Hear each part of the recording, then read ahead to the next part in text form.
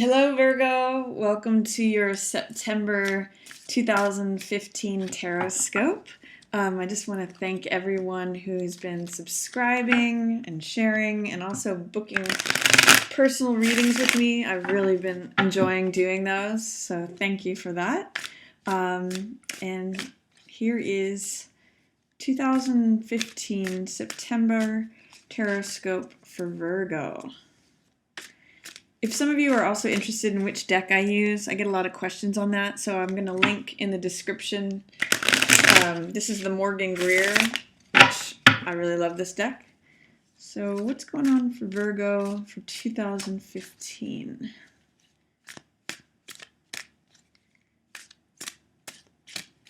I'm going to give it one more shuffle here.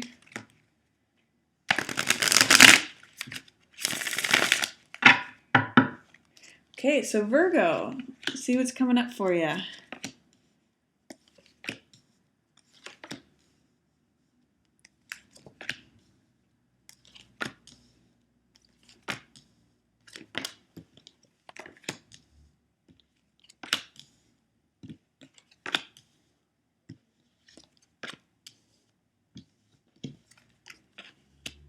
Okay, so Virgo, let's take a look. We have, in the first week, we have Judgment, then Ace of Pence in reverse, or Ace of Coins, then Five of Swords, also in reverse, and then Star in reverse. So, interesting stuff going on here. There's a lot of hope, and there's a lot of sort of recovering from a battle. Judgment is a card of forgiveness. It's a card of renewal. In this picture, you can see what it depicts is that there are souls that are coming up from the grave, and it's a card about leaving the old past ghosts behind and entering into a stage of this new triumphant fire or new life, if you will. It's got a lot of phoenix energy to it. So it's about rising up and sort of accepting the new life that's available to us. So this is a card of rebirth. If you have been reborn to something, or if you have left an addiction, or if you've left an old life behind and you're beginning a new life, this is very much like new life, new fire, new leaving the ghosts of the past behind. And I often see this card as a card of forgiveness, both forgiveness of others and forgiveness of oneself.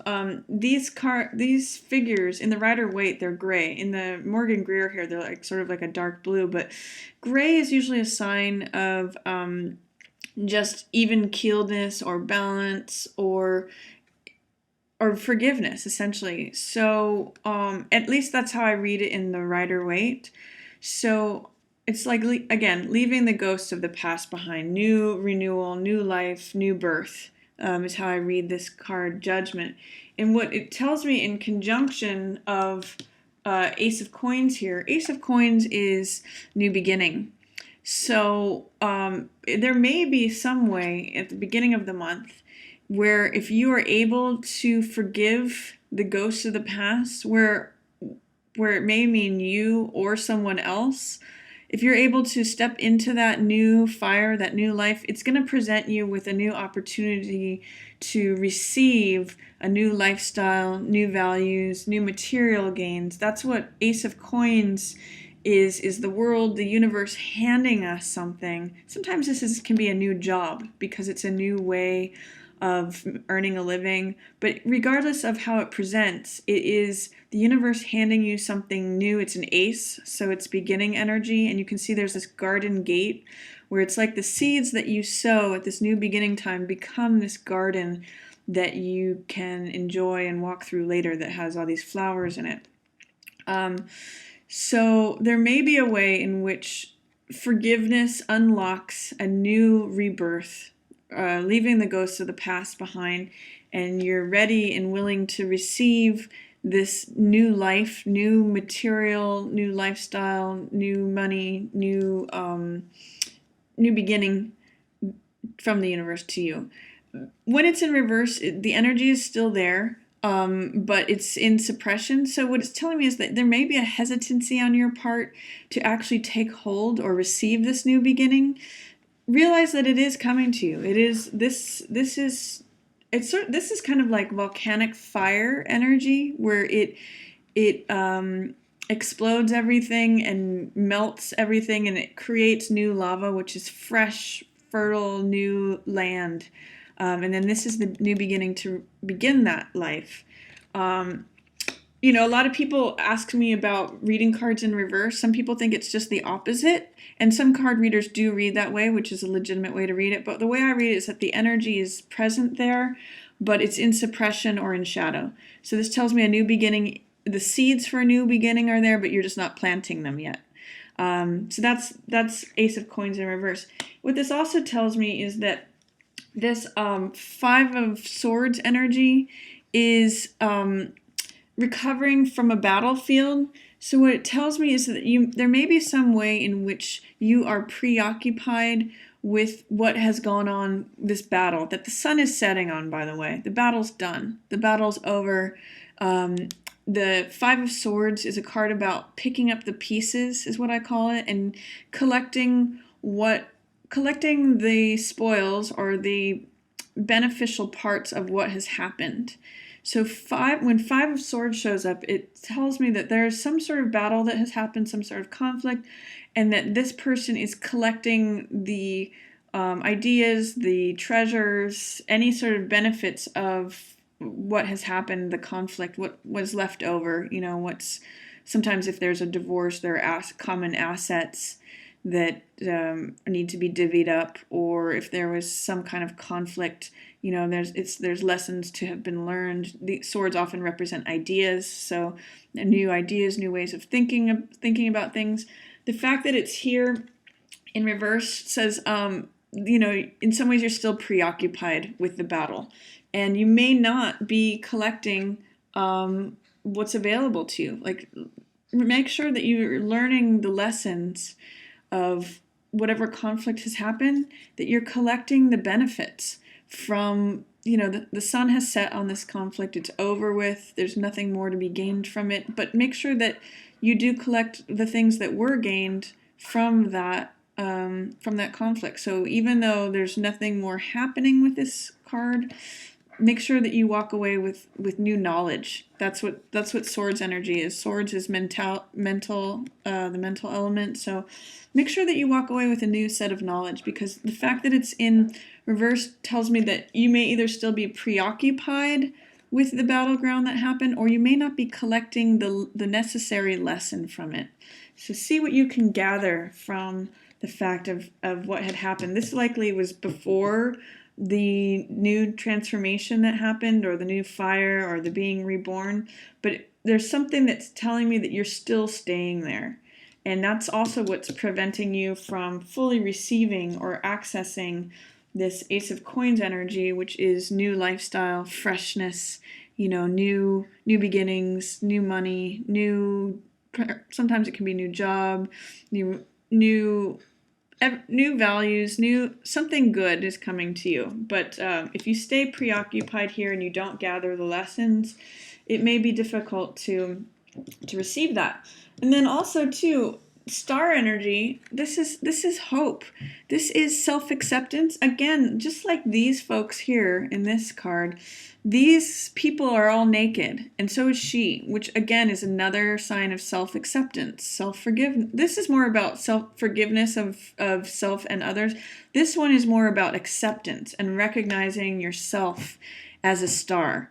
The star is full of radiance and hope. She has balance between the emotional water element, but yet she's still grounded. She has one foot on the earthly plane. So this card is a card of self-acceptance, radiance, and hope. It absolutely shows of someone who's not trying to be someone else, someone who knows their own worth, someone who's just radiant in their own being. And it's a beautiful card of just accepting yourself exactly as you are, and accepting things as they are, and having balance and sort of tranquility, and that creates this natural radiance. with this in the reverse position, it's making me wonder, are you able to access that self-acceptance, that inner knowledge of your own worth, your own radiance, your own star qualities, or even of hope for the future? So be careful that you don't get caught up in staying on the battleground. Make sure that you access hope, self-acceptance, and that will help you receive the blessings that are here for this new beginnings, new life. So that's the first week for you, Virgo. Towards the middle of the month, look at this. This is kind of funny. You have both world at the center of your second, the middle of the month. You have both Wheel of Fortune, which is chance, which is change, which is the ups, that the up will be down and the down will be up. And then this is world energy, which is like everything is available. The world is yours. It's the balance of all this physical, spiritual, emotional, and mental energy. So there's some big change. See how both of these are zeros? Both of these are circles. It's like you've come full circle on something, and then the tables are turning. It also is very, very similar to this energy. So this is like the chapter has ended and new chapter is coming. With Wheel of Fortune and World, this is kind of like zero energy. It's almost like Fool, but it's sort of like a fresh. This is things changing for sure. What was up here is going to be at the bottom, and what was at the bottom is going to be at the top. Tables are turning. This too is complete full fulfillment, and when everything is going your way, it's interesting. I like to point out too in this card, this is again the naked woman who is fully accepting of herself. When she goes through all the transformation from star, she goes through a couple more advanced learnings, and then she gets to be world. So this is card 17, and then this is card 22. So there's some steps before she gets from this position, as you can see, launching up into like the universe. But one of the things I'll point out is that this is very much there for you. This is central to the figure, is that this is all zero potential energy, nothing being formed. That's very Fool energy. But this is sort of like fulfillment, and this is change. The tables are turning. There's something, excuse me, that is making me wonder, are you not allowing this? Is this something that you're not seeing? Are you ready for this, but that it's just not ripe? Is it that once you write your own self-acceptance, once you correct that card from being upside down to in upright position, once that happens, I have a feeling these will unlock. So once you recognize your own radiance, your own self-acceptance, once you access this star energy, which is hopefulness, again, radiance, the radiance of your own being, then I think you're going to see the tables turn. You're going to see that all things are available to you. Everything goes your way. Life becomes very rich and full. This is the final card of the major arcana. So this is like fulfillment. This is this is what happens when we before we begin a new cycle. But this is like everything comes to you. So see if you can, Virgo. This is also, this is traditionally the card for Aquarius because she's the water bearer, but it's also a great card for Virgo because it is the maiden. It is the virgin, the woman who, doesn't need external support or she's complete and whole in herself. And so is World. What also is surrounding that transformation, that fullness, that changing of the tides, is there is a fire woman. This is Queen of Rods. So she usually represents Sagittarius, Leo, or Aries. So if there's a woman who represents that to you, this is also someone who is confident, bold, attractive, does things in her own sort of sunny, radiant way. It's like if Star were personified, Queen of Rods is a good personification of that. She's confident, she's bold, she does her own thing, she does it in a very warm-hearted, sunny manner. She's the Queen of Fire. So that could either be you, Virgo, taking on this role as Queen of Rods, but traditionally it's a fire sign. So there may be some sort of fire sign that helps you in this transformation, in this new birth, or that is in some ways surrounding your turning of the tides, of your accessing your own fulfillment, of you becoming this world card from Star. So I see her as a key figure or element in all of this happening in the middle of the month. There's a way in which she plays a role, and she's in a benevolent position. So she's either helping you with this transformation, or she may be a key figure for all of this to happen. And then there is a way, 10 of Coins, there is domestic bliss, it's inheritance, it is reaping the rewards from decisions made over time. This is often like a sign of the patriarchy, or it could be matriarchy as well. It means like old family having passed down wealth over time. And here's the couple in behind the fortress enjoying the wealth and splendor of all that. So that may have played a part in it too, but you may need to let go of that. In reverse, it says that maybe there's an inheritance that you're not getting that you had expected, and that may be blocking your changing things or feeling fulfilled. There's a way in which you need to let go of the established order or your expectations of all this money coming to you.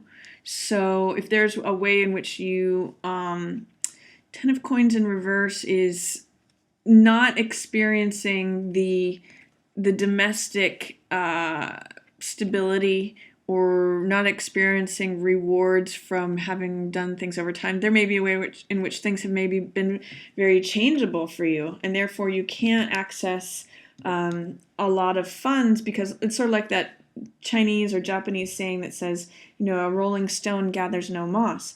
With all this change happening, there may be a way in which you don't receive all of the blessings or financial blessings or material gain that you would if things had just stayed the same. But so this is telling me the need for a letting go of something that you expected. If you expected money from a family member, if you expected an inheritance, if you expected a windfall from a legal matter, you may have to let go of that. And then let's see what else is going on here. Towards the end of the month, we have 4 of Cups, we have 8 of Swords, Knight of Swords, and 4 of Swords. So a lot of Swords energy. And Swords often relate to our mental state, our ideas, our convictions, our thoughts. So these two cards kind of go together for me in terms of what's similar about these two cards is that both of them are missing something. Both of them are blind to something. So this is telling me towards the end of the month, don't be blind.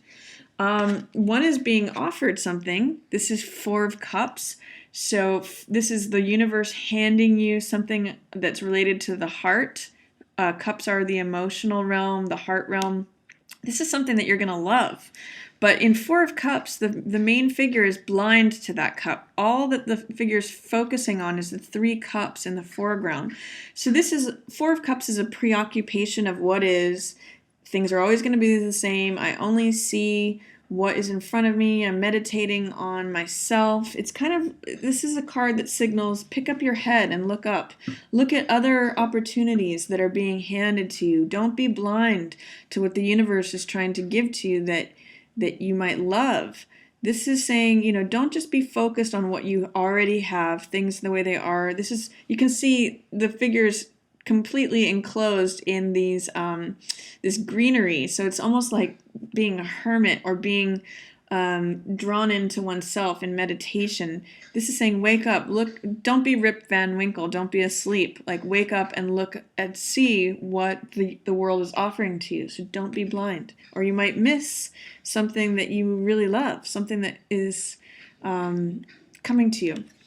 Then this next card, Eight of Swords. This is a card again of being blind, feeling like a victim, feeling like I'm just stuck. This can be a card of things are just always focusing on what is and therefore never getting other results because you're just completely focused on what is. You don't see the new things that are coming to you. This card is a card that's saying you may in some ways feel like a victim. You don't necessarily have to. She's blindfolded, and she's surrounded by all these swords. She's not actually enclosed by them, though. She can actually walk right out of them, but she needs to take her blindfold off first. She's stuck in victim mentality, and all of these swords around her are her thoughts that are making her feel like I'm stuck, there's no way out, I'm in bondage, I'm bound.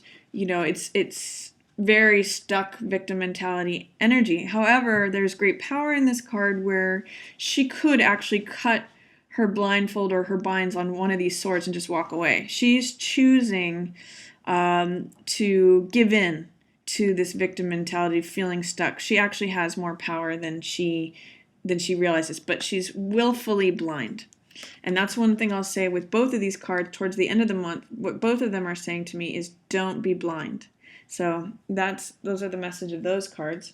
Open your eyes to the fact that you have things coming to you that you might love. You can get out of the situation, any situation that you're in. You have to get out of your thoughts, get out of your head first.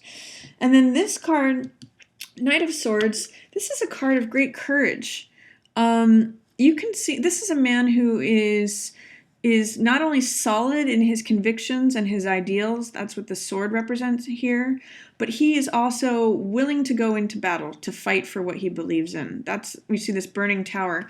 Interestingly, too, there's a tower echoing in this card, too.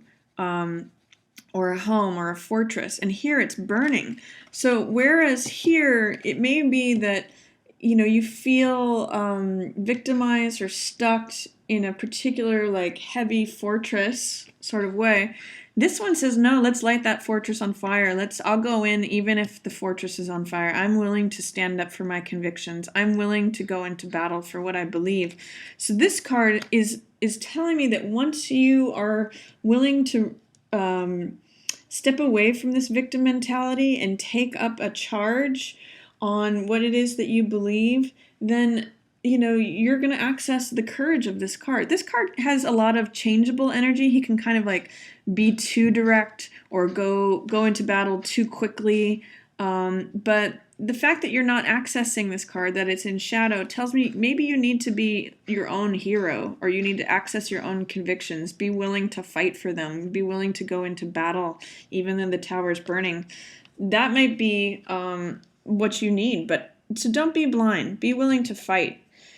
And then this card says, after all of that, you may need to take a time out. You may need to rest. This card is actually literally after the warrior goes into battle, defends his convictions. Then Four of Swords is taking a rest. This is literally that soldier who's just laying down, taking a time out. It's a time for reflection. It's a time for rest between battles. It's a time of just really being calm and processing things and just taking time out, like fighting about saving. I forget how that saying goes, but saving time to fight another battle, like waiting to fight another day. So that's this card. So after you do all this, after you kind of pull yourself up from your bootstraps, or if you're able to not be blind and actually take up this cause for yourself, and go into battle for it, then you get this time to rest and reflect.